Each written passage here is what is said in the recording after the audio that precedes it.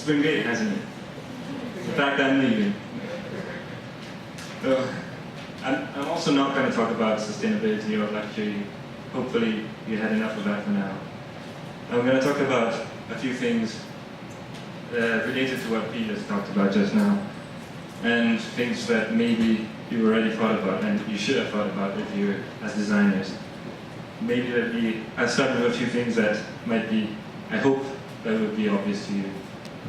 I'll be quoting from two guys very heavily. In particular, Paul Graham is a technologist and a businessman. He started a technology company in the US, which then sold to Yahoo. He's now a multimillionaire and he funds lots of companies designing technology.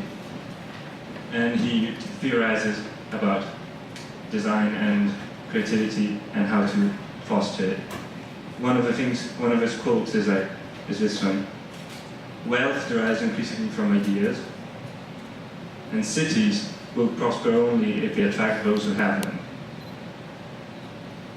I will also quote from Richard Florida. He wrote a book, I'll talk about it later. He's a professor at Carnegie Mellon, and he studies social and economic development. And he says something similar: the real raw material of economic wealth is our creativity. Increasingly, value comes from creative content. So you can make a pair of glasses for very cheap, especially here in Thailand, for like €5, like how many baht? Yeah. And in most of the world, they sell for much more than that, like 100,000 times more what it costs to produce. And most of the value is from the creativity that is put into it, like to make it look nice, to make people want it. And so we can sum it up like this: value comes from design. This is, I hope, obvious for you. And design and creativity can drive an economy nowadays. So we should know this, we're designers, but apparently very few people seem to realize this. If you think about most managers and politicians, they seem to think that to drive an economy, they think that investing in technology is enough. For example, a little story. My father is he once wanted to, he had great plans for my hometown, Pisa, and he wanted to make it the center of internet connectivity for the whole country. So like, put great huge pipes in the ground and connect to the US, like the first super fast internet, all the cables would go through Pisa, and you thought that lots of companies would come there to take advantage of this fast internet, and the city would prosper. It was 94? No, sorry. Yeah, maybe. Yeah, 94. Even like shortly after the web was invented. And there are many companies which rely on a very fast internet connection, like those who provide like internet services, and especially sometimes in banking and finance. It is really important to be really fast when you buy and sell stocks, for example. So if you're in the center of where if you're well connected, you have a slight advantage. And the city council had other plans.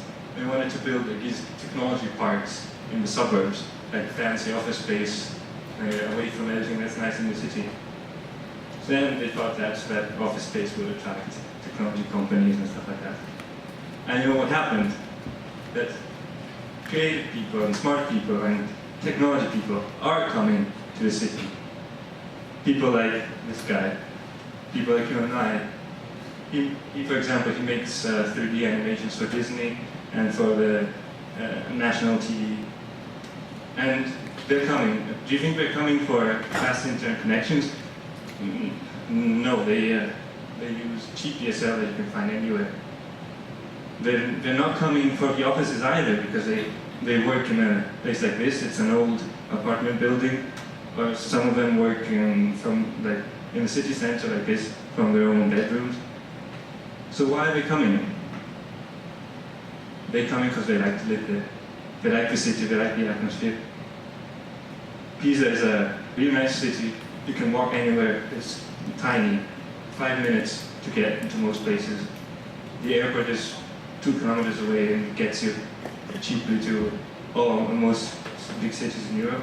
The food is great, of course, it's Italy. It's got the best weather in Italy. Yeah, and the nightlife, there's lots of students, very young, because there's a big university in a small city. So they're coming because they like to live there. It's very simple. But very few people realize this until this book by our friend Richard, which I mentioned before, came out in 2002. And he was the first to say that, to say this. It's not the technology, it's not the office space. You don't create the office space and de-tax the companies or subsidize companies so that the companies will move to your city and then the people will follow where the jobs are. This is wrong, it's the other way around. There are many companies that move to where the people are, to where the talent and creativity is. And where do people go? They go where they like to live. So, this is very one. Where do creative people like to live? That is a question. I guess you have some ideas there. Richard says, creative people must cluster together in order to be productive. Okay, yeah, that's what we're doing here now.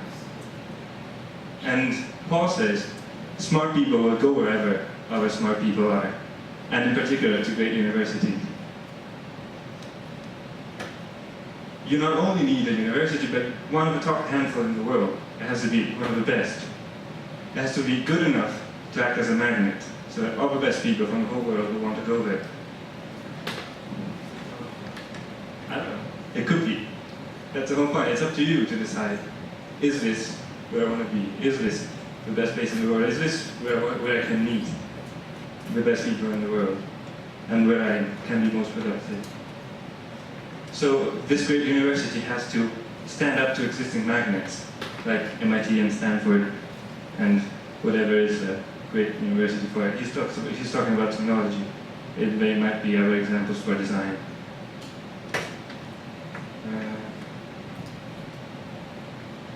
But is a good university good enough? Is a good university enough? Apparently not. The university is just a seed. It has to be planted in the right soil, or it won't germinate. This is a good place for a little parenthesis. We mentioned in the brief, we mentioned startups. Paul talks a lot about this. A startup is basically just a company that is in the process of being started, usually around a new idea or product or service. And he theorizes that most of the innovation comes from these new companies. So people who are outside big companies are more likely to come up with great ideas and start their own company than if they're working on big companies, as Ken Robertson mentioned before, there is a culture of avoiding mistakes more than trying new things. And Silicon Valley is where most of the action was for it. It's this area around San Francisco in the Bay Area, and this is where most technology companies come from. And San Francisco is also a great design hub. There's lots of design companies there. And this is, for example, Intel, Apple, Google have offices there. Of which? My office. I don't have one there yet. But maybe I won't have one ever there. We'll see why in a bit. So these companies are there, but it's not just that they're there. They were started there. And this is what matters. So you don't want just to attract companies. You want to create the right environment for, Yes. Should I?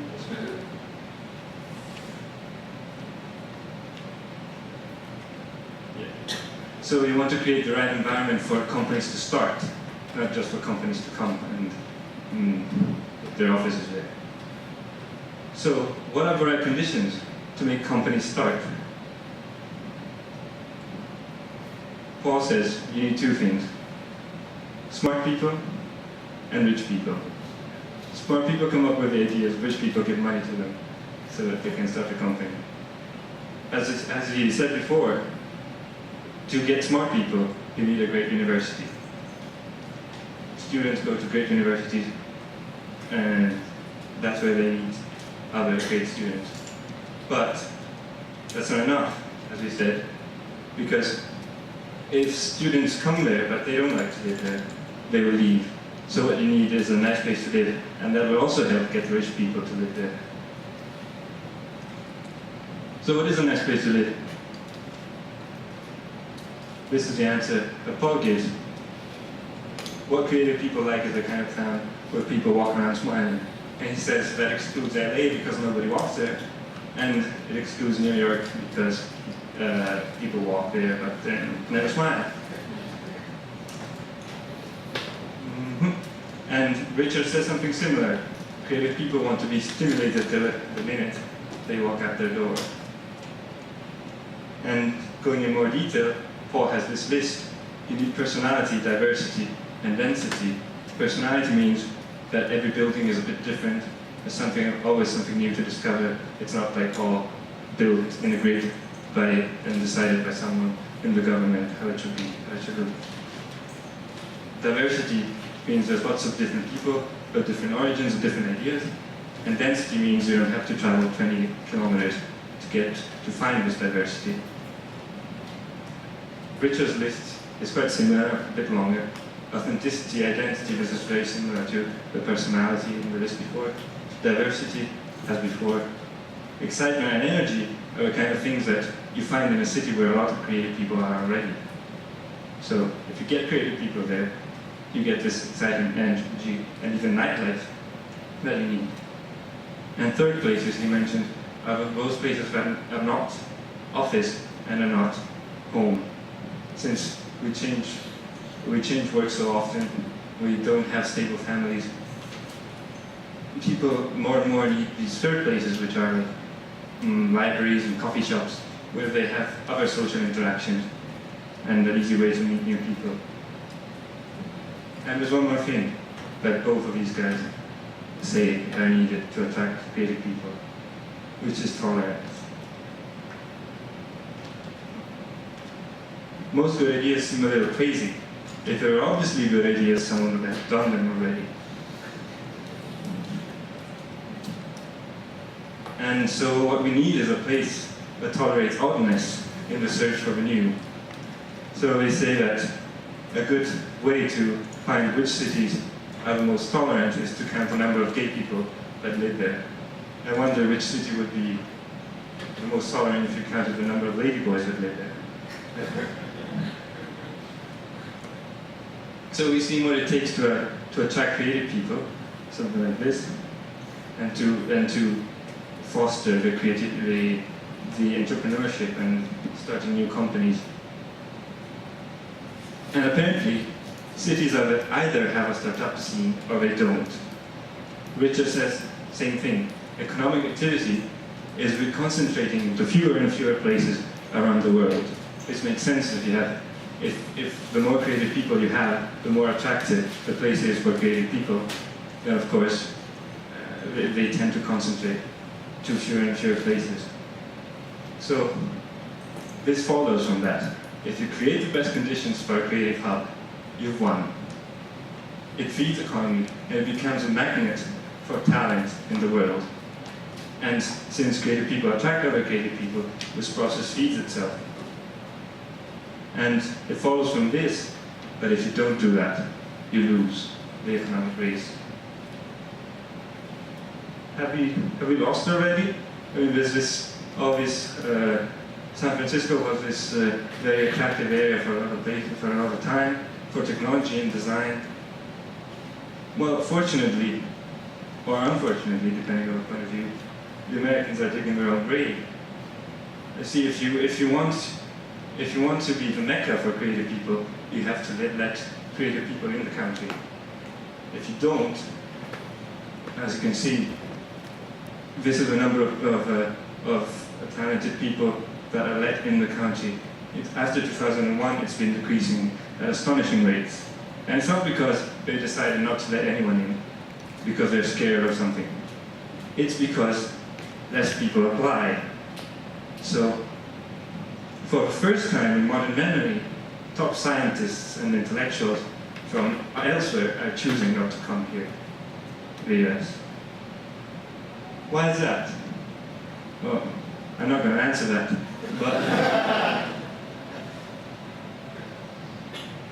but there are other reasons. San Francisco, for example.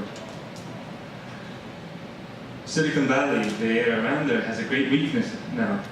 The paradise that was in 1956, which is when this whole technology revolution started there, is now one giant parking lot. San Francisco and Berkeley are great. Berkeley is where the university is, San Francisco where the nice lifestyle is, and they're separated by this 40-mile bridge. And that's too much, he says. And Silicon Valley proper, the area in the south, is soul-crushing suburban sprawl. What about Italy? What? Yes? Suburban sprawl is suburbs is the area around the city, and sprawl means that everything is spread out very far. So we have suburban sprawl is a kind of construction that is popular now in the US around the cities, which you have everything very spread out and need to travel a very big distance to get anywhere. Yes. It was a bit different back then.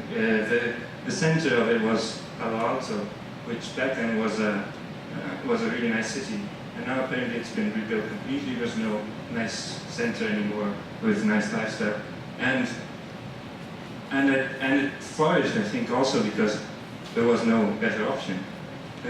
People do travel from San Francisco to Berkeley, from San Francisco to the Silicon Valley, because they're willing to do that so that they can live in a nice city with other creative people and work in the technology hub. But this doesn't mean that if somebody would avoid that, the commute, they would have an advantage. So what about Italy? Maybe some of you have this image of Italy as being one of the greatest countries for design, and well, I've been to Milan, I've studied there for 2 years. That's the city, the capital of design in Italy. And I've hated those 2 years. They were the worst 2 years in my life, and I'm not the only one who feels this way. And so Milan doesn't stand a chance, I think. It's a city for businessmen, for people who don't have life, or people who can afford to get out as soon as they can during the weekends to go somewhere else to get fresh air. Why is Milan so bad? It's hard to say. It's just 3 words. 3 words. Boring businessman. 2 words. That's what it's for. I mean, if you go on the tram, it's full of people in suits. And I mean, where do you get the inspiration, the creativity, the excitement, the energy, if a city is designed around businessmen? If you get to get anywhere, to meet with those few young people, you need to have a car and commute for 2 hours, or you need to take the tram and also take 2 hours, but then you can't get back home because the trams stop running. I think that's a skewed point of view, though. So what? Skewed? Yeah. Why so? Well, what are the 3 criteria you mentioned? Rich people, Smart nice people. place to live, Yeah. and good university. Yeah. I would say the nice place to live is very subjective. Milan has a lot of money, and they have some great university. So I'd say maybe you're right, it doesn't fulfill it, but it's probably not as bad as it could be. I would say you can balance it. Of course, it has a few of good things going. I live right in the center of the city, Yeah. and it was amazing. I didn't have to leave, it's a lot. So it does depend on that. But then you're right again, because it has a very large suburban sprawl. So I'd say it's less good. Yeah. And anyways, it's I believe it is very easy to do better. And economies depend on us. They depend on creative people like us. And it's not just like, if we don't, and it's not anymore about making a little bit more money by making our product look nicer. According to Florida and Paul and many others, you need creativity and design in order to survive as an economy. So creativity matters. Place matters because it helps creativity. It helps us be as productive as we can. So choose where you want to live, and hope. And if you choose wisely, if you choose a place that's nice to live in, that you like to live in, and that gives you energy, then probably lots of people like you will like the same place. Or maybe you now know what it takes to make it, to turn it into the perfect place to attract people like you. So you can maybe take part in bringing the creative world to you. You don't have to go there. If you know what it takes, you can bring the creative world to you. So choose where you want to live, and perhaps we will meet there. Thank you.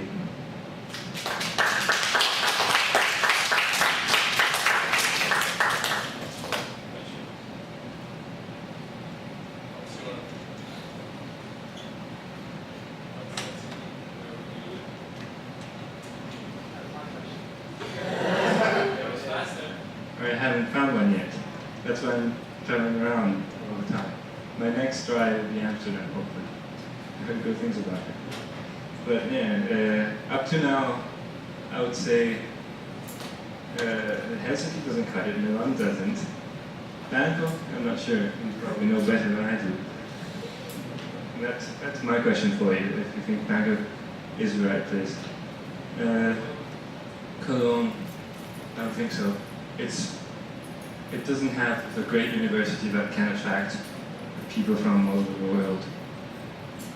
And that's kind of the same problem for Pisa. It has good universities, they attract people from all over Italy, but not nearly as good to attract people from all over the world. So, what do you think of Bangkok?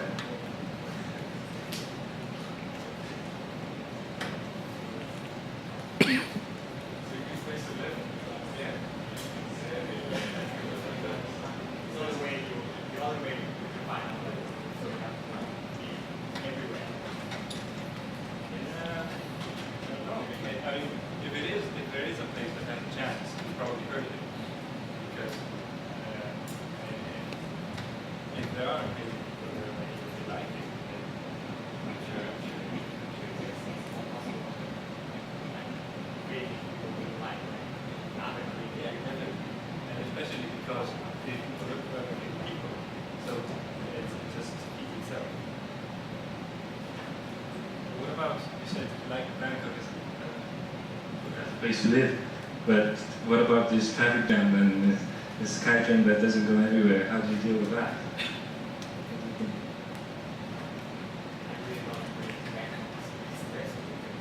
Who said that? Okay,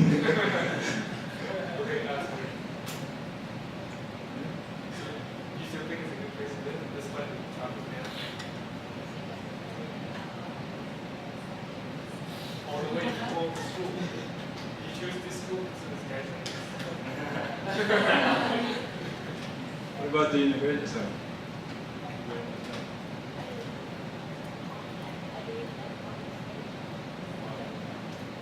What do you think of the station? Yeah. It'll be a new project.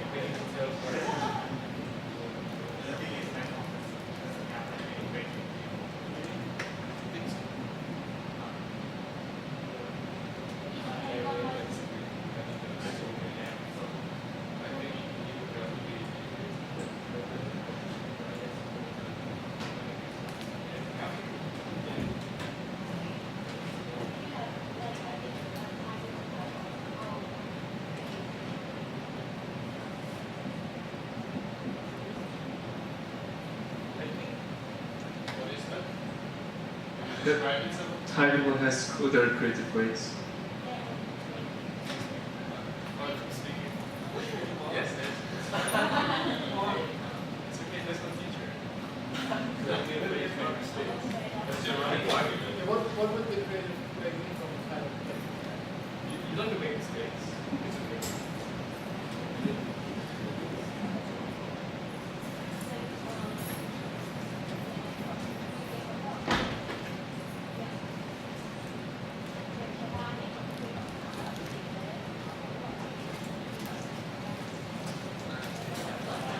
So, okay.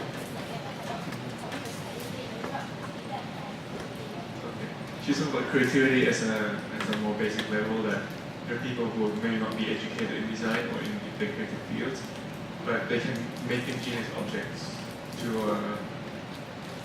suit the purpose. Sorry?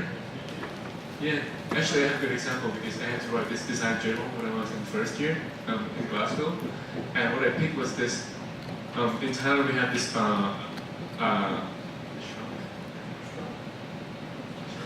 cupboard,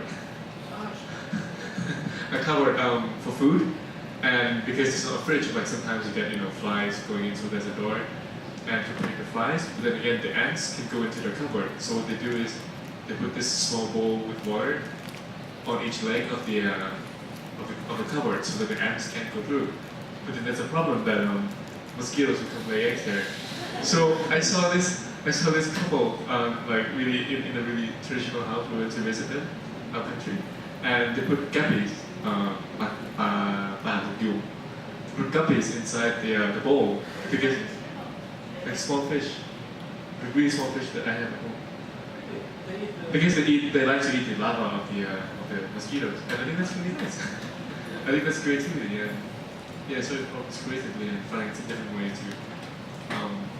I really think Thai people are quite creative actually. It's just maybe they don't have the same opportunity to express them as other people. And because of the awareness, like because of the status of design actually doesn't have? Like does design have a high awareness level in Thailand? Design awareness? Yeah, you say like because the opportunities are not there. Yes. Maybe Pete is right about the time. Maybe Pete is right about Thai creativity, but it's more like there's no like market or acceptance in design that much in Thailand. Because if you say the term designer to any like street walking people, and they're perceived as fashion designer, that's the only way how the word designer they know. That's the only word designer they know. So maybe although we are like creative, but the city and the country itself doesn't promote the better chance for designers to like grow up and have better opportunity. So maybe they're creative, so they go live somewhere else, perhaps. do you think it comes back to education maybe? That if you educate people to understand the value of creativity, maybe you will make a difference? Yes, but that's like something really hard to change. We've been trying that forever. Education system in Thailand.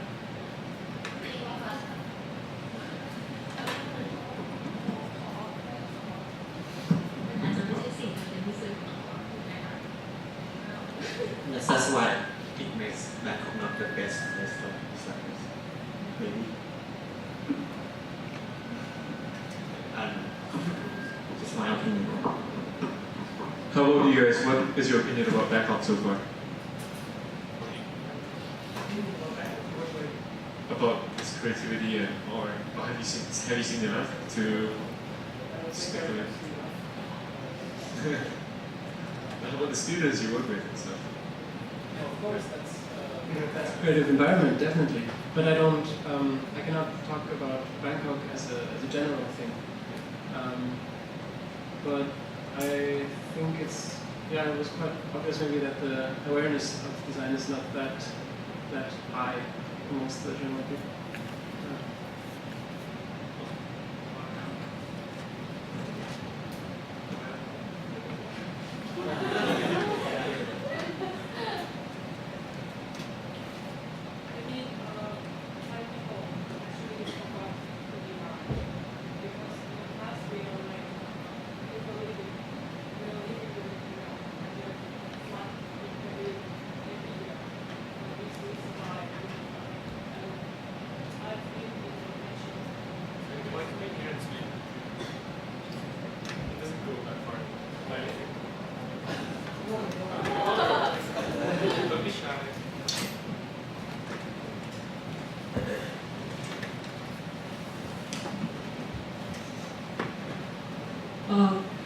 3 weeks ago, I've been in a lecture.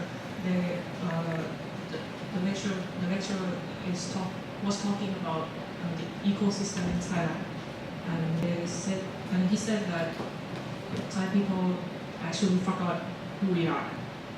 So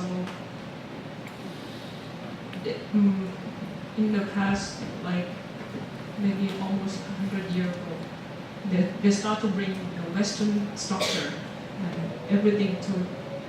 They thought that they can develop the country, but maybe it's not the best way. So the best way to make Thai people more have more creativity is maybe you have to go back to the past or to go back to study who we are.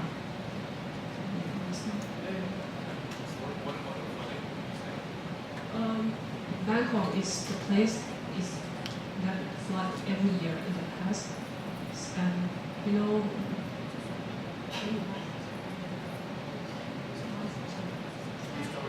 it's two-story house and one can be Because in Thailand, traditionally the houses is very important, especially yeah, they build up. yes, and yes, and like the Westerner come to Thailand and think that how Thai people live through the flood. When it's not the flood season, they will go downstairs. But when they have flood, they build a balcony. Is quite big for Thai house. Yes, and they live there and they're happy with that.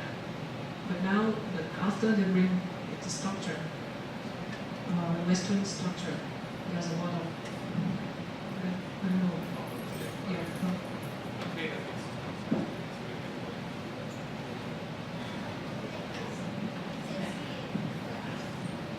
Years ago that we started out Western people here and some people started to have a bad habit about Western is better. Like you've seen every ads in the street show not Thai people, Western people. Yeah, so it's kind of a bad habit. Like if you go, no matter what university, you go to study in other countries. When you come back, you probably know, oh, she's good. She went to study abroad. No matter what she studied or universities. So now we follow Western. The reason why people think that it's like so much a different culture, so that actually, how could somebody think that a Western model would actually perfectly work if you just copy it? It's like not like it's so different. Is there a reason that people just like? I don't see why people could like it so much better than their own thing.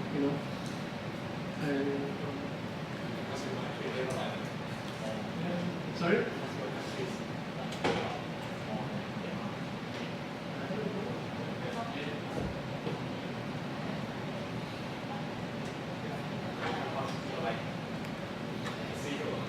Yeah.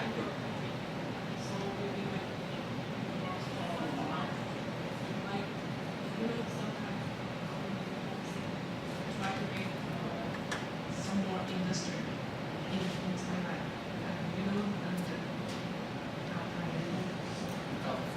yes, it's the Thai farm coast, the coast near Thai farm to get out there.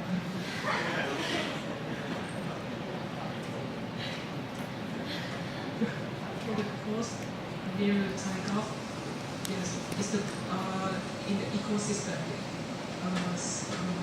The scholar consider it is the best place to have a plant everything, but they give that area to the industry. Yes, and they destroy the coast for like 2 kilometers, and it start to go. Yeah, because we think that industry will be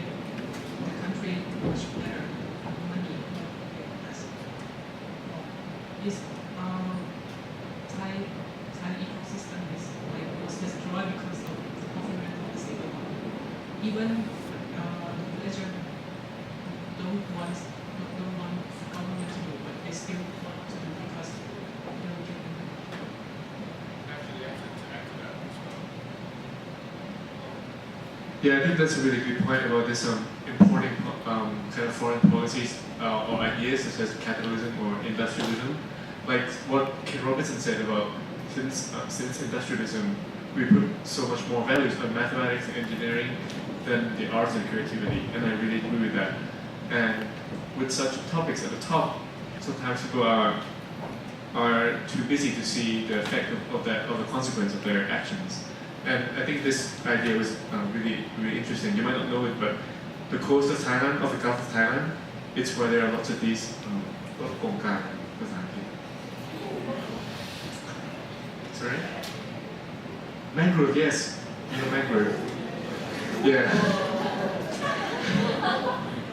Along the coast of Gulf of Thailand, around this mangrove tree, is the tree that lives between fresh water and salt water, and the roots come up to breathe the air from underneath the water. And these are basically, they said, to be 80% of all animals in Gulf of Thailand breed in these areas. And so what the government has done was to basically make all the coast into industries. So natural water from the mountains, from the rain, doesn't seep all the way through to the sea. And also all these rice fields, all these restaurants, just put down along the coast, they block the way that animals can come to lay eggs to reproduce. So that really cut down the growing of animal, and did that really affect Thai economy, I think, especially with export of goods and stuff. I think that's a really good point.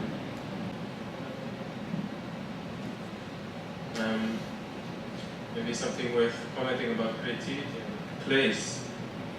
So in the EU, there has been made a survey about how Europe will stay competitive in the future, because these were the old industrialized nations and they were still producing many industrial products, but today most of the production has been moved to other places such as China, and so Europe is not more competitive to produce things. So what are they competitive at? This survey said that the most important thing they have to invest in is creativeness and information that you develop as a kind of the knowledge and the education of people. This is the most important resource that Europe has. Then if you take Finland as an example, Finland is very good in, so to say, producing information, but they're in the lowest level of being able to implement information. So Finland as a creative hub doesn't really work in actually taking into new innovations or actually having the atmosphere to create new innovations that they can immediately use. So this problematic that is as well here is quite, well, it has a different side, but it's still very much related around creativity, I think, as well in Europe, but from a different point of view.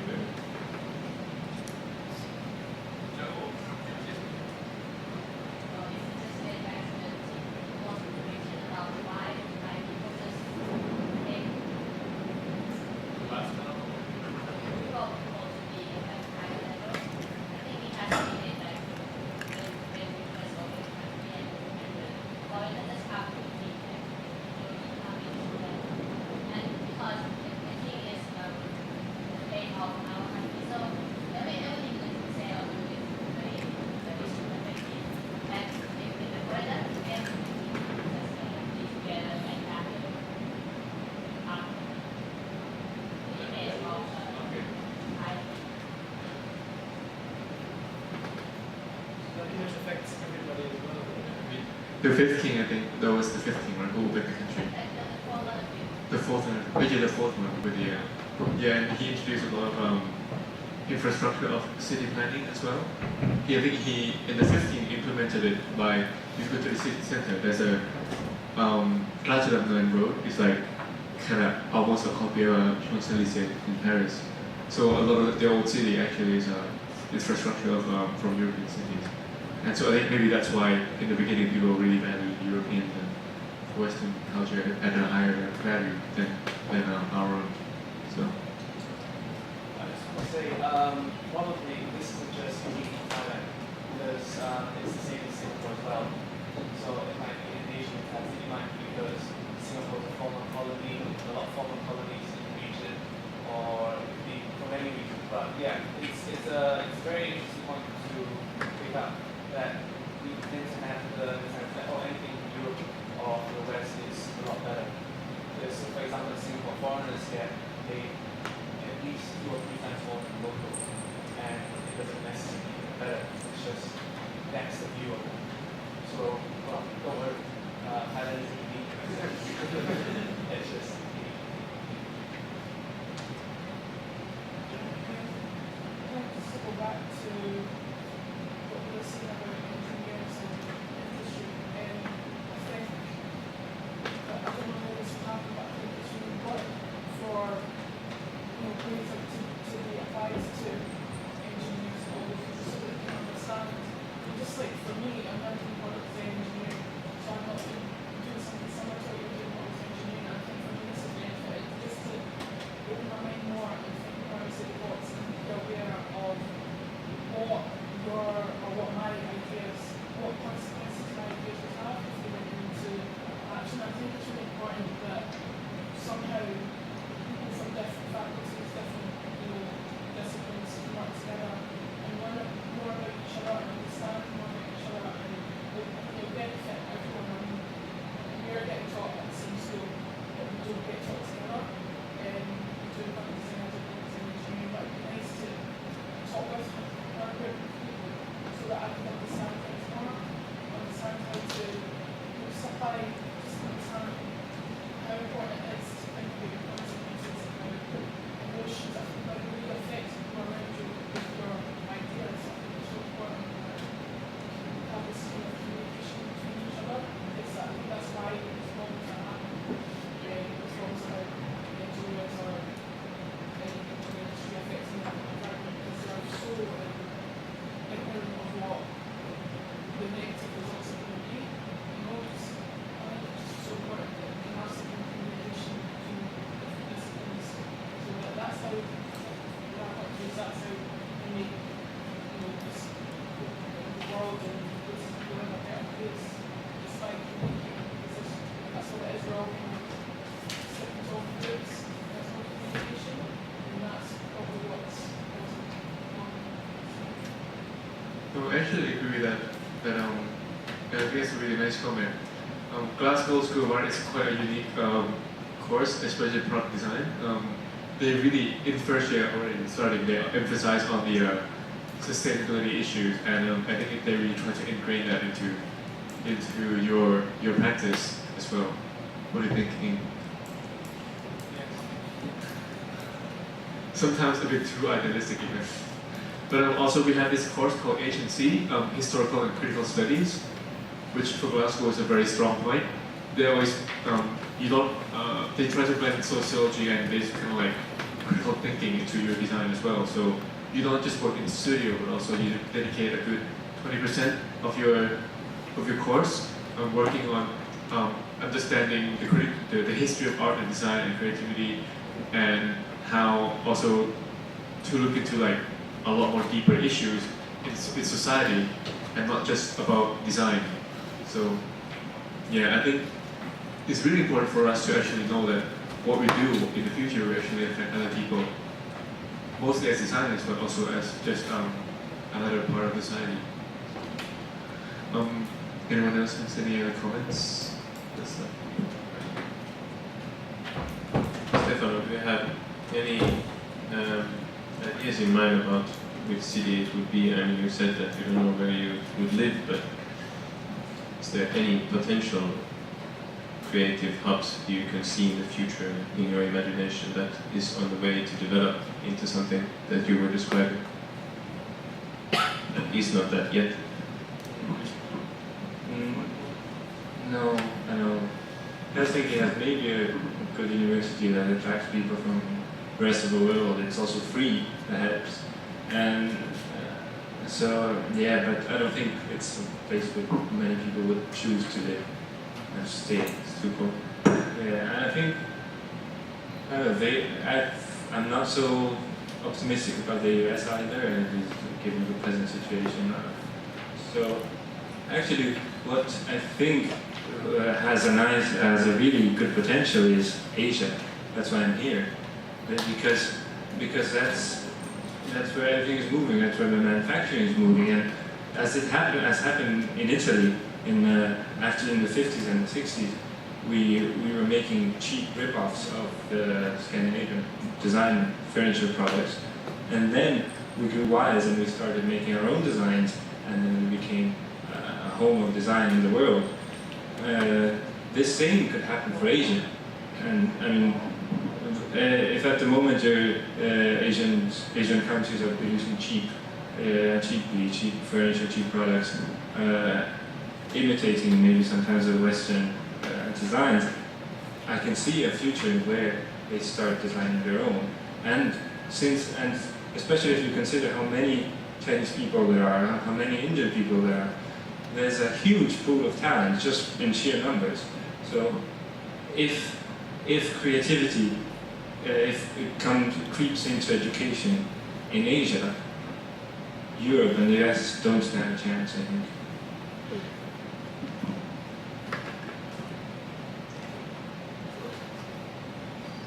Actually, I didn't comment. I thought I did.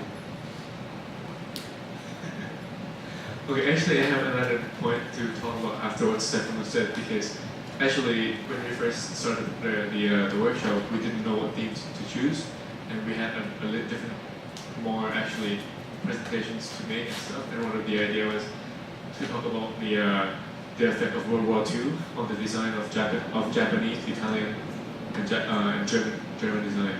And I think that this is really interesting how the war really make a difference in those countries' role in design. Like, you know, how the technology allowed them to have to advance further in this war technology into making something like electronics, like Sony. The first, I guess you all have learned this, that the first Sony radio, portable radio, was made from a war radio, and also Germany was in such a state of like emergency. The country had no money. Like the same as you told about Finland, that in one point when you lose the war to Russia as well, they had to rebuild the country. Like there was no money, so they had to build more from less resource. They didn't have any resource. And how did they make money from that? So they tried to add value to those products. And this is through design, through creating innovative objects, through creating something completely new and original to be able to sell the value, not just the object. Like, I see so much potential in Thai design, you know, like all these plastic products. Do you know the company Cartel from Italy? It's just plastics. It's like 1,000 baht, 10,000 baht. Sorry? Yeah, value is in the design, not in the object itself. I mean, there are so many plastic companies, there are so many metal companies in Thailand. Why can't they design something nice, sell it like Cartel, make it even better, add more values to it, put even more functions to it, not just a seat. You know, I think there's so much potential in this field that hasn't been explored yet, and I think we all can make a difference in this kind of area to really put design in Thailand into the forefront. So, yeah. Anything else? Yeah.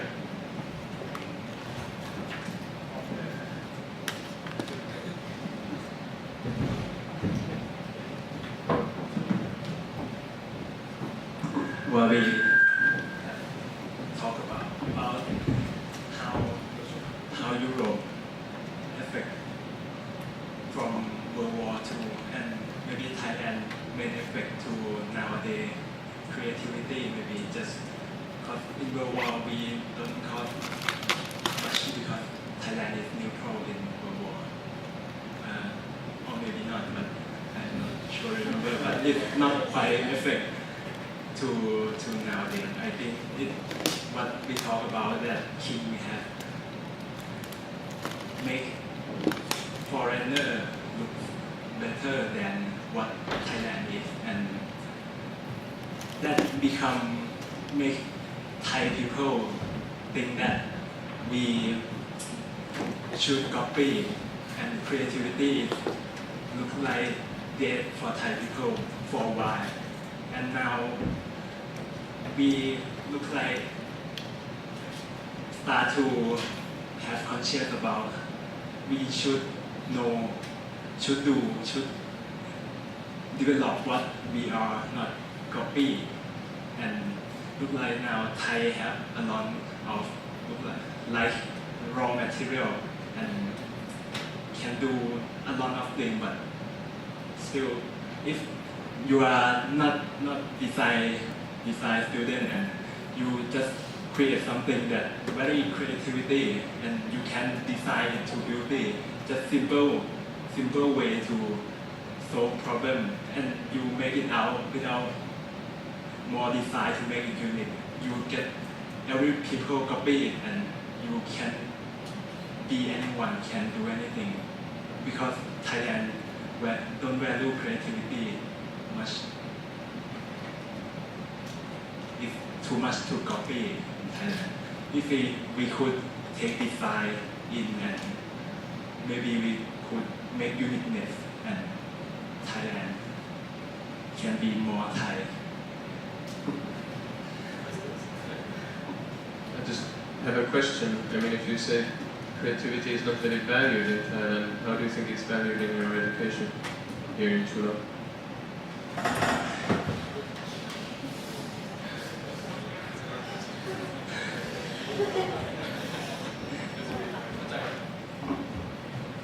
แต่ว่าถ้าคิดว่าความคิดสร้างสรรค์ไม่คุ้มค่ามากเท่าไหร่เราคิดว่ามหาวิทยาลัย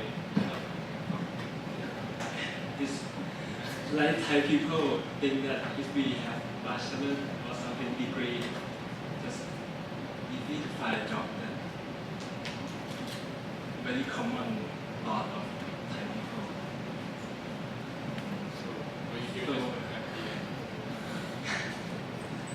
Maybe it's just like factory to create people, not creativity or something like what people in let's say university create professor just someone create.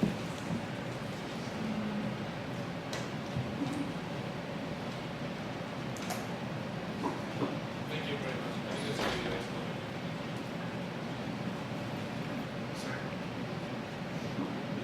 That was a really nice comment as well. Is there anything else one would like to say?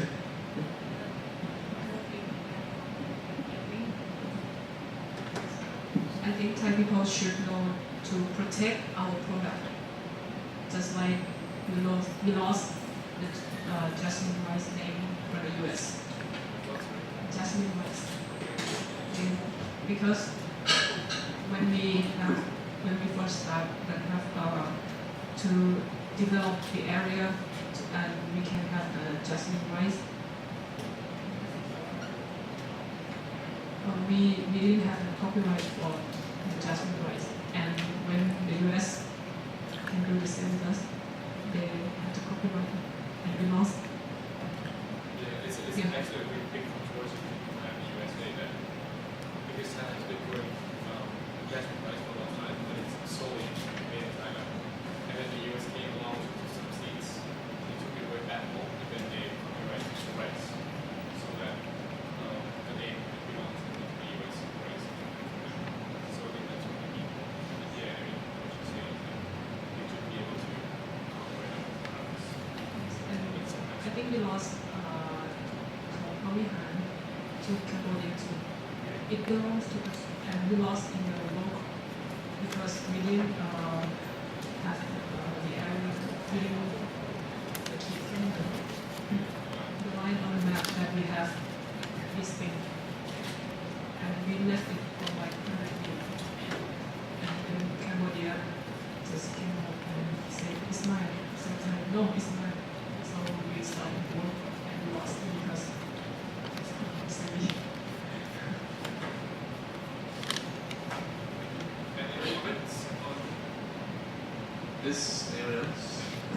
Back then when you what presentation and talk about no wrong, no originality, it's like in Thai education, wrong is very scary to students. Yeah. And That is my factor could be. I just I think Stefano will agree with you. Yeah, just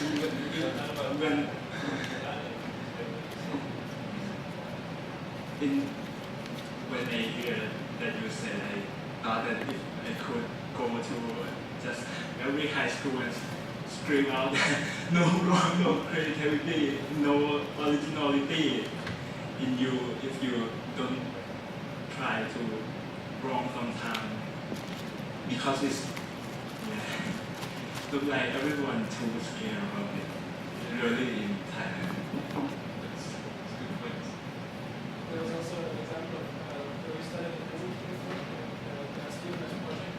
It was One professor, he would make actually the groups sometimes.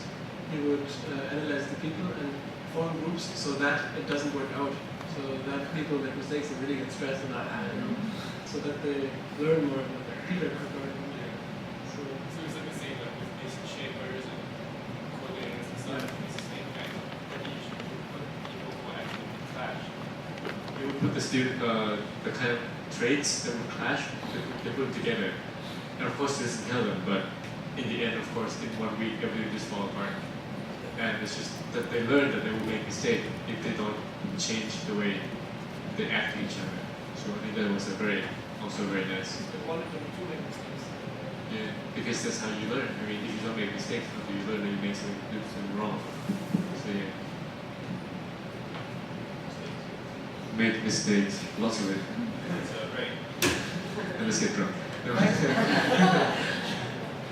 No. Yeah, I think it's nearly 4 o'clock. We're going to have a guest speaker coming soon, so there's just a small break, 5-10 minutes break. Oh, she said she's coming at 4, but where is she?